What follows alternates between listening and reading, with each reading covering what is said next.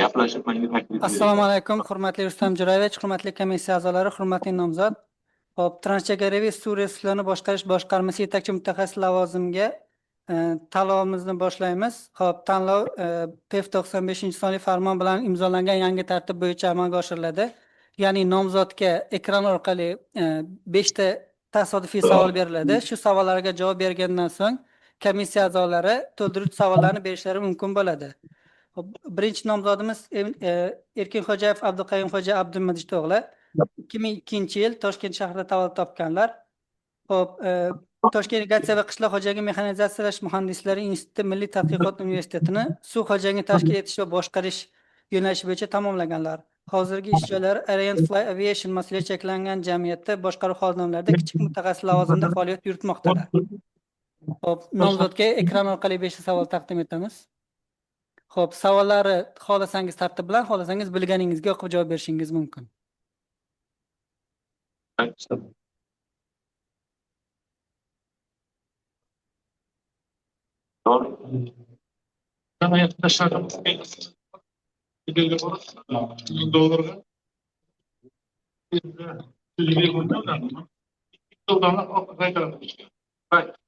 Assalomu alaykum.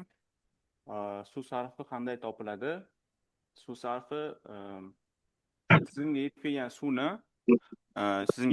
suvni sug'orilganga qanaqa keltirsam bo'ladi hozir.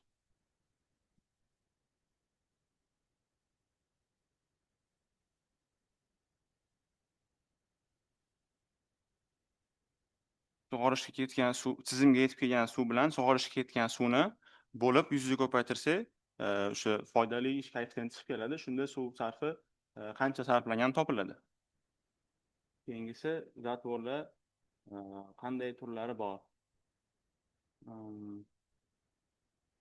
Hop, undan keyingisiga o'tib o'tsam, kanallarning qurilishi bo'yicha qanday turlar mavjud? Mani bilishim bo'yicha kanallarning qurilish turlari 3 xil bor. Bu rus tilida aytganda естественный o'z paydo bo'lganlar, tabiiy. Keyingisi искусственный, ya'ni o'zbek tilida aytganda sun'iy yo'l bilan qurilgan kanallar. Uchinchisi gibrid, ya'ni o'zi shakllangan va yana inson faktori bilan oxiriga yetkazilgan kanallar. Misol uchun keyin yana bo'linadi, sun'iy kanallar qazib qilingan kanallar bo'ladi. Keyin beton bilan o'tkazilgan kanallar bo'ladi, quvur o'tkazilgan kanallar bo'ladi. Quvur bilan qilingan, trubalar bilan qilingan kanallar bo'ladi. Uning orasida eng effektivnisi, eng suvni tejab ishlatadigan, tejab yetkazib beradigan kanal turi bu quvurli hisoblanadi. Lekin shunga qaramasdan eng qimmati ham quvurli hisoblanadi. Uni qurilishiga ketadigan moliyalashtirish jihatidan eng qimmati ham quvurli hisoblanadi. O'zbekiston sharoitida eng ko'p tarqalgani bu birinchi turi, ya'ni qazib o'tkazilgan kanaldir. Hop, suv omborlarining turlari va vazifalari nimalardan iborat? Suv omborlarining vazifalari muayyan bir hududda suv bilan ta'minlab, kerak paytda o'sha sezon mavsumiy sug'orish ishlarida suv yetkazib berish vazifalari shundan iborat. Limitlarini belgilash tartibini tushuntiring. O'zi limit o'sha muayyan suv obyektini 1 yillik hozir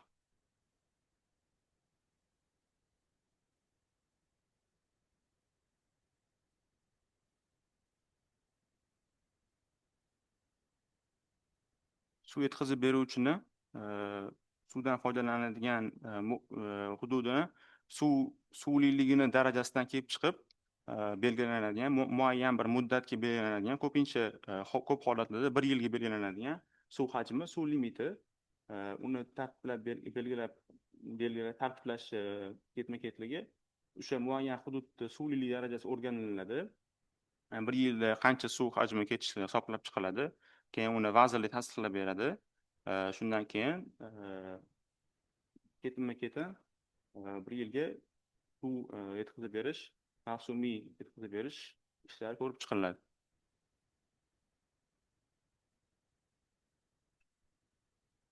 Hop, qo'shimcha savollaring bo'lsa berishingiz mumkin. Marhamat, savollarni beringlar. Shu kadastr demaganda nimani tushunasiz? Nimadan iborat shu kadastr? Vazirlar Mahkamasidagi Davlat suv kadastri deganda yagona davlat suv fondini tashkil etuvchi barcha suv resurslari va suv obyektlarini umumiy qilib aytganda to'liq va tizimlashtirilgan shu haqidagi ma'lumotlar, ya'ni uni suv rejimi, suv sarfi va shu kabi faktorlar yig'ilmasi suv kadastri. Nimadan iborat? Nechta bo'lim, nimaga qaraydi? 3 bo'limdan iborat suv kadastri. Bu birinchi bo'lim yer ustki suv bo'limi, keyin yer osti suv bo'limi va suvni ishlatish, foydalanish bo'limi. 3 bo'limdan iborat.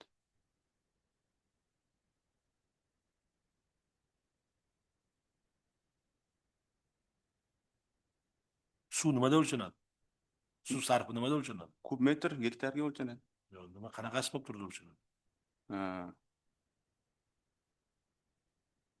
Suv nimada o'lchanadi?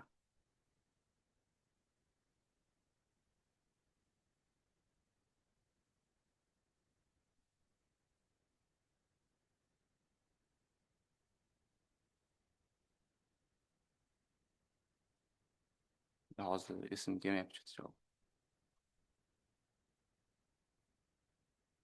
prokurorga yordam beringlar, biz sizga yaxshi ko'p Marhamat, savollar beringlar.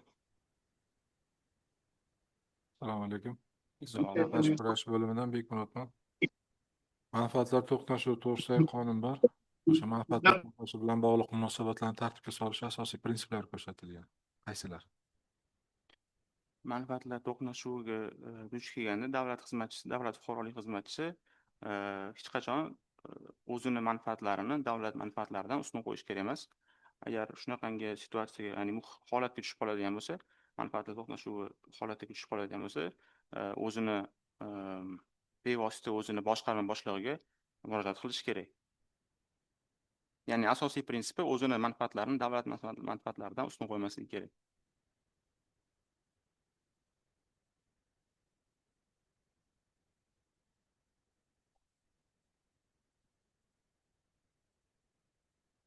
Rustam aka savol bo'ldi deyishadi. Marhamat bo'lmasa, menda bitta savol bor. Mana kanallarni qurilishi bo'yicha o'zini fikrini bildirdi. Kanalni asosiy gidravlik elementlarini sanab bering. Asosiy Marhamat, sanab bering. Gidravlik o'qigansizmi? yo'q, menda iqtisodiyot bo'lgan universitetda, o'shaning uchun gidravlik Mayli, menda boshqa savol yo'q.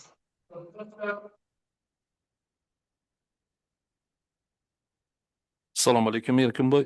Tak, Abduxo'ja Abdumajidovich, suv xo'jaligi vazirligi yuridik bo'limidan Faxriddin aka bo'laman. Familiyam Soliyev. Tak, men savolim shundan iborat. Mana hammamiz uchun yagona bu qonun. Bu qonun konstitutsiya, to'g'rimi?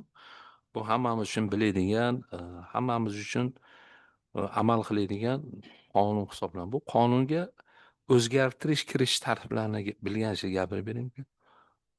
o'zgartirish kirish. Konstitutsiyaga o'zgartirish hamda qo'shimchalar kiritish tartibi. Oliy Majlis tarafidan, endi men tushuncham bo'yicha aytaman. Oliy Majlis bo'yicha tomonidan bu taklif kiritiladi. Senat ko'rib chiqadi. Agar to'g'risini aytsam, hozir ozgina to'g'ri javob keltira olsam kerak.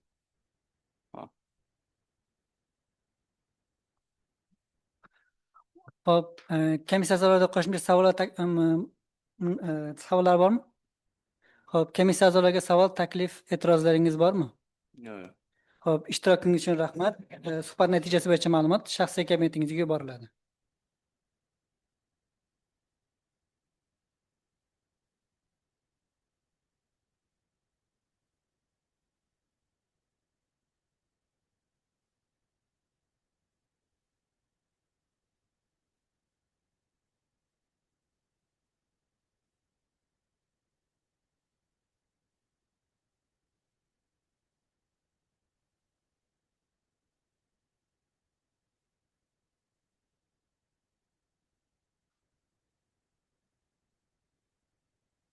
Hop, keyingi nomzodimiz Karabayeva Barno Hasanovni.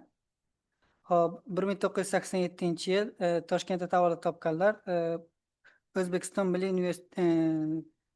universitetini O'zbekiston Milliy universitetini qishloq va yaylovlar suv ta'minoti bo'yicha tamomlaganlar. Bakalavri Toshkent irrigatsiya va qishloq xo'jaligi mexanizatsiyalash muhandisligi instituti Milliy tadqiqot universitetida olib borganlar. Hozirgi ish joylari O'zbekiston Respublikasi Tabiat resurslari vazirligi huzuridagi Gidrometeorologiya xizmati agentligi davlat muassasasida gidrologik kuzatuvlar, prognozlar va yer usti suvlari davlat kadastri bo'limida yetakchi mutaxassis lavozimida faoliyat yuritmoqdalar. Xo'p, suhbat tartibini tushuntirsam sizga ekran orqali 5 ta savol beriladi. Shu savollarga javob berganingizdan keyin komissiya a'zolari to'ldirish savollari berishlari mumkin. Marhamat, savollarga javob bering. Mikrofonni yoqib olasiz.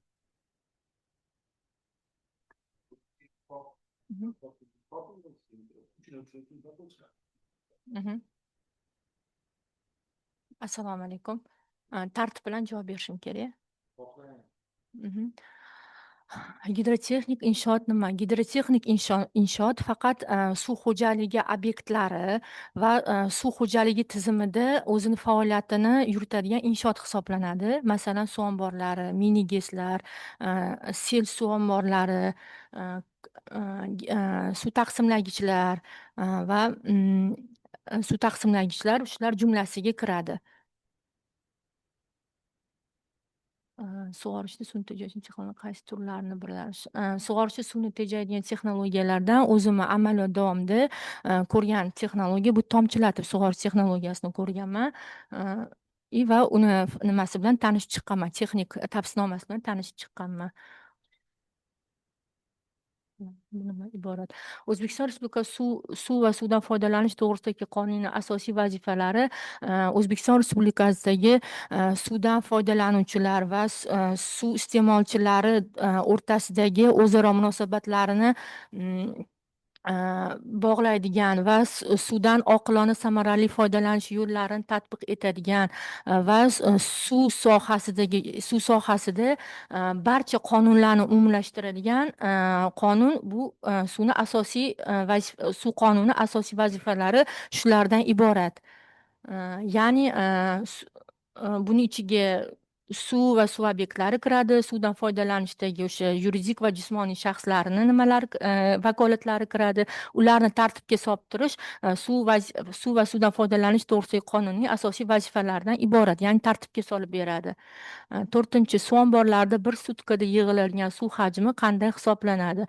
Odatda gidrologik hisob-kitoblarga ko'ra biza amaliyot davomida va nazariyada bilaman, masalan, suv sarfini bir kunlik o'rtacha olinadi va uni T vaqtga ko'paytiradi. Ya'ni hajmga aylantirishim uchun 0,0864 ko'rsatkichga ko'paytirib, o'z-o'zidan bir kunlik suv hajmini aniqlab olaman suv sarfidan. U ham talabga bog'liq. Agar suv omboriga kiruvchi qismini hisoblab berish kerak bo'lsa, suv omboriga quyiladigan daryo va soylari bir kunlik o'rtacha suv sarfini vaqtga ko'paytiraman.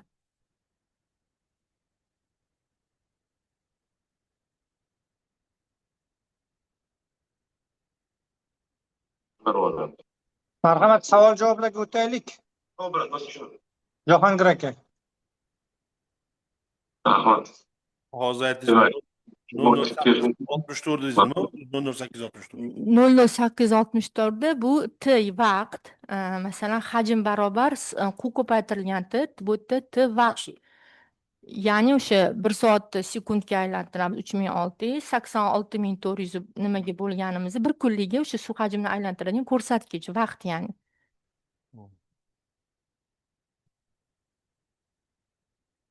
Marhamat. Assalomu alaykum Barnoxon. Men suv xo'jaligi vazirligi yuridik bo'limidan Faxriddin aka ergashuvchi bo'laman. Familiyam Soliyev. Mani savolim shundan iborat. Mana xabaringiz bor. Suv xo'jaligi tartibga solish bo'yicha kodeks qabul qilindi. Xabaringiz bormi? Shu kodeks qachon qabul qilindi? Necha boblar, qancha moddalardan iborat? Marhamat bersangiz. Suv kodeksi joriy yilning 30-iyunida tasdiqlandi. Unda ishchi guruhida o'zim ham ishtirok etgandim. birinchi etapi bosqichi o'sha Oliy Majlis nimasida bo'ldi. Keyin ozgincha yuridik tomon sal tushunmovchilik bo'lgani uchun qaytarilib, keyin ikkinchi etapida o'sha tasdiqlanib nima qilindi. Oxirgi bobini nimasida o'zgarishi bo'ldi. Hozir agar adashmas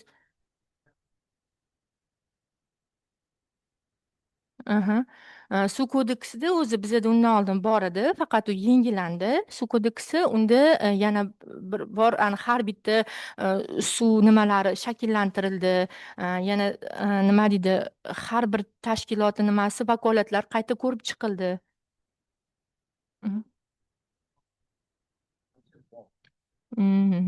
Sakkizta bob bo'lganida adashmasam.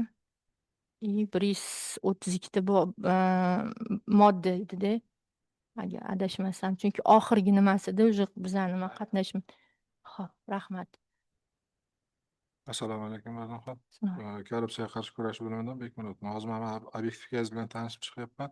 2018-2021 Davlat suv kadastri bo'limi boshlig'i bo'lib ishlaganmiz shunda. 2018-2021. 2019-2020da gidrometeorologiya texnik xodim bo'lib ishlaganmiz laboratoriyada. Laboratoriyada? Undan keyin yana shu davlat suv kadastrida yetakchi mutaxassis muhandis bo'lib ishlaganmiz, to'g'rimi? Nimaga boshliqlikdan pastga muhandisga? Yo'q, unda chunki boshlig'imiz tug'ruq ta'tilida bo'lganlar-da, o'rnlarida vazifalarni bajarib turganmiz. Vazifa bajargan. Demak, savolim sizga, manfaatlar to'qnashuvi to'g'risidagi qonun bor. Bilasizmi? Manfaatlar to'qnashuvi. Manfaatlar to'qnashuvi bilan bog'liq munosabatlarni tartibga soluvchi asosiy prinsiplari ko'rsatilgan. Qaysilar?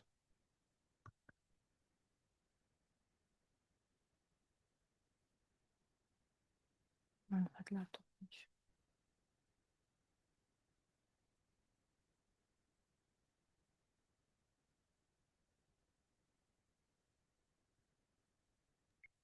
Savollar bo'ldimi? Komissiya a'zolari savollar bormi? Islom Jo'rayevich, komissiya a'zolari savol berib bo'ldi. Sizda savol bo'lsa. Tak, menda bitta savol bor.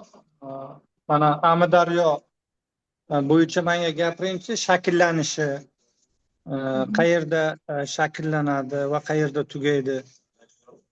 Keyin bir gidrologik yilda misol o'rtacha qancha suv oqib o'tadi? Marhamat.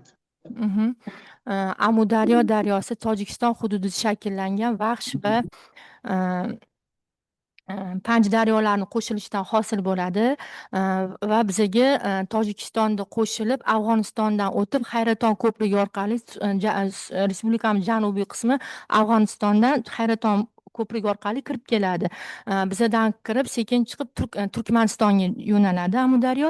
Turkmanistondan chiqib kelib, yana Tuyamo'y, ya'ni Xorazm viloyatining Tuyamo'y darasida kelib O'zbekiston hududiga kirib keladi.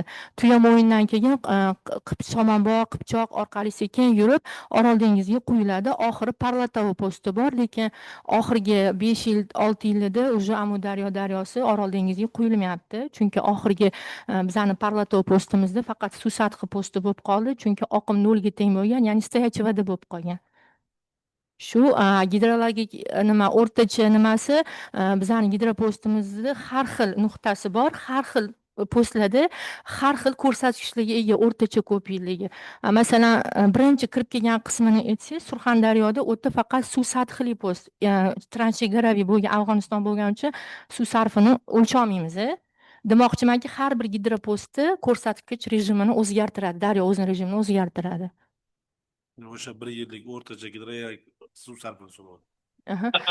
Masalan, aytolmayman, Somonboyda 50-60 metr kuba o'rtacha ko'piylikni tashkil qiladi. Qipchoqda уже 860, 870 o'sha daryoni quyi oqimida rejimi keskin o'zgargani hisobiga o'rtacha ko'piylik ham mutlaqo umuman bir-biridan tendensiyasi katta farq bilan.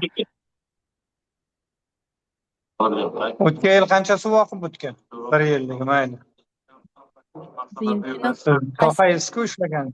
Tuyam hozir o'rtacha 4 ta bo'ti Somonboy Kerki bilan qo'shsak, где-то 900 ming kubometr o'rtachasida. Taxminiy ham. Hajmda ayting. Oqim hajmini uni 31-54 ga ko'paytirib olish kerak-da, o'shaning xos hajmi bo'ladi. Rahmat. Savolim yo'q boshqa. Hop, komissiya a'zolarida qo'shimcha savol bormi?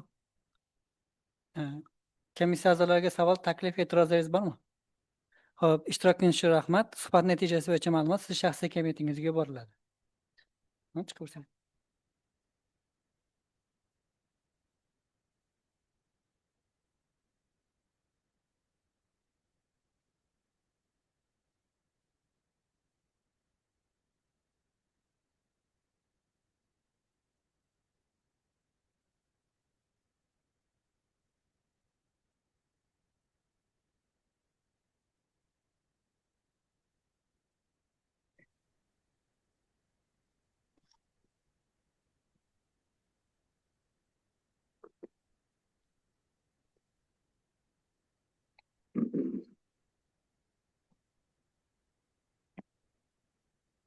Sardor aka, assalomu alaykum.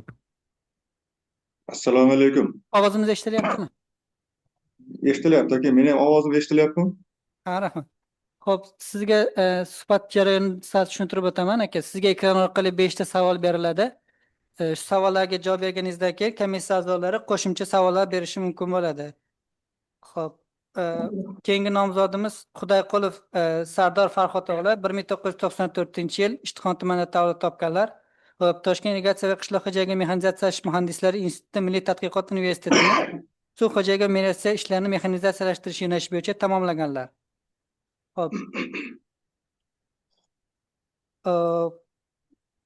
Hozirgi ish joylari bo'yicha ma'lumot yo'q. Oxirgi ish joylari Zarafshon irrigatsiya tizimlari havza boshqarmasi huzuridagi nasos stansiyalari va energetika boshqarmasida O'rta Darg'om bo'limida katta muhandis energetik lavozimda faoliyat yuritganlar.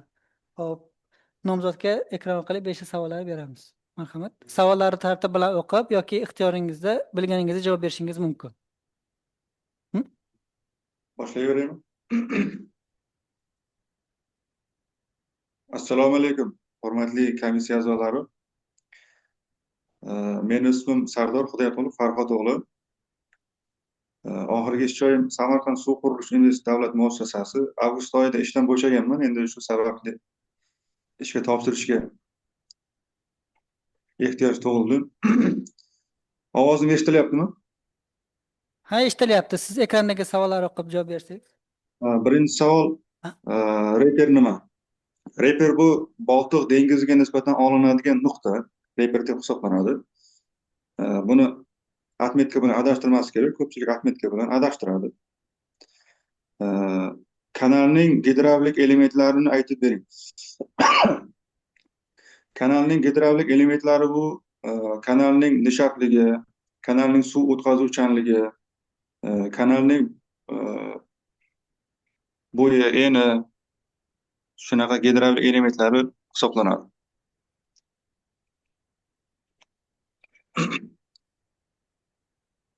Saidjon aka, eshityapsizmi? Ha, eshityapmiz aka. Siz o'qib javob beravering tartib bilan yoki bilganingizda. Uchinchi savol, Vazirlar Mahkamasining 2013-yil 19-martdagi 82-sonli qarorining mazmun mohiyati nimalardan iborat? Vazirlar adashmasam bu davlat xaridlari to'g'risida qaror bo'lishi kerak. Yana ham bilmadim. Shu davlat xaridlari to'g'risidagi qaror.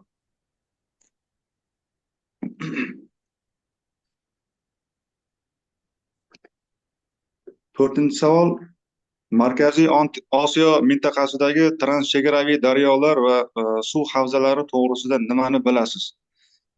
O'zi transchegaraviy daryolar deganda ikki yoki undan ortiq davlatdan keluvchi suv havzalari, daryolar, dengizlar, shular transchegaraviy suv havzalari deyiladi.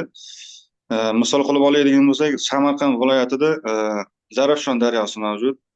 Zarafshon daryosi, Amudaryo, Sirdaryo havzalari, suv daryolari mavjud. Birgina Samarqanddagi Zarafshon daryosi Tojikiston hududidan oqib keladi. Tojikiston, Qirg'iziston orqali Samarqandga keladi.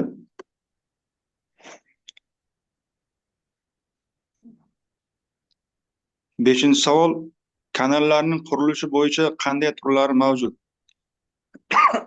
Kanallarning turlari bo'yicha ular asosan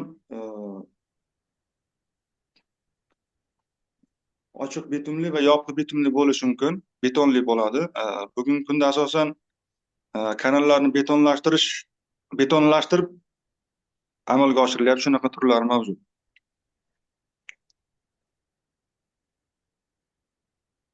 Hop, komissiya a'zolari savollar berishlar mumkin. Assalomu alaykum. Sardor Assalomu ishlayapsizmi? alaykum. Rahmat. Trapetsiyani yuzi qanaqa hisoblanadi? Labaga Trapetsiyani yuzi. Trapetsiyani yuzasini formulasini ayting. trapetsiyani yuzi o'zi kanalni yuzini topishga asosan trapetsiyani yuzidan foydalanar edi. Ikkita asosini qo'shasiz, ikkiga bo'lib balandlikni ko'paytirasiz. Ya'ni A plus B taqsim 2 ko'paytirilgan H. To'g'ri. Keyingi yana bitta savolim, demak, suv me'yori deganda nimani tushunadi? Suv me'yori qanday hisoblanadi? Suv me'yori har bitta suv sarfi bo'yicha suv sarfi formulasi bor. O'sha suv sarfiga nisbatan hisoblanadi. Kanalning boshlang'ich Me'yor so'radi. Oqib- Me'yor. me'yormi?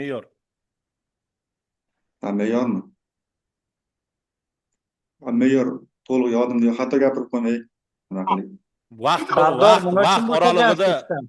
Vaqt oralig'ida sarflangan suv hajmini hisoblash qanaqa hisoblanadi? Beringlar, taklif turg'izinglar. Bir sekund davomida oqib o'tuvchi suv sarfi. Suv miqdori.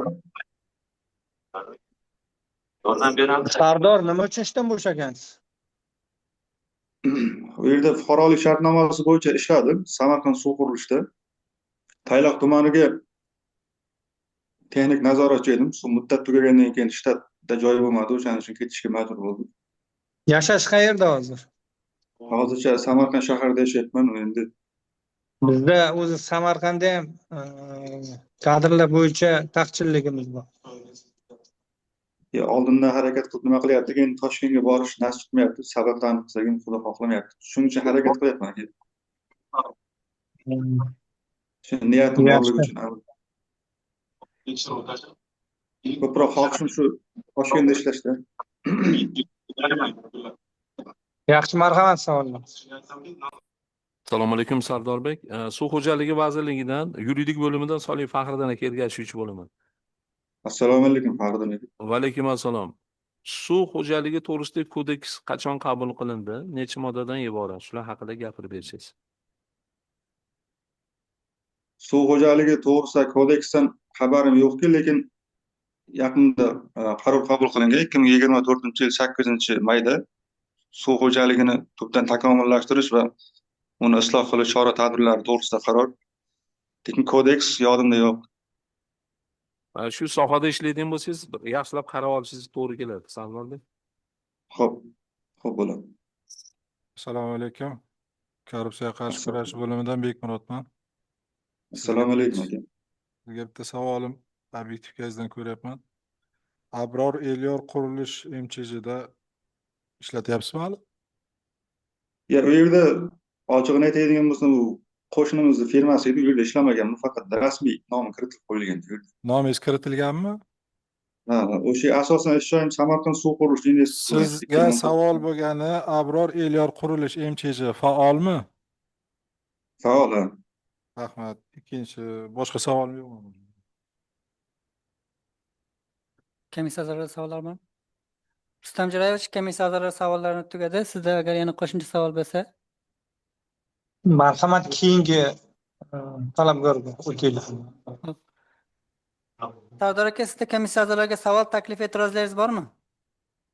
Ya rahmat, imkon berib vaqt ajratganlariniz uchun. Xato va kamchiliklar bo'lgan bo'lsa, bilim kamlik bo'lgan bo'lsa, ish jarayonini o'rganib qo'llashga harakat qilib va'da beraman. Ishtirokingiz uchun rahmat. Suhbat natijalari bo'yicha ma'lumot siz shaxsiy kabinetingizga yuboriladi. Xo'p, rahmat. Rahmat hammalaringizga. Xo'p, rahmat.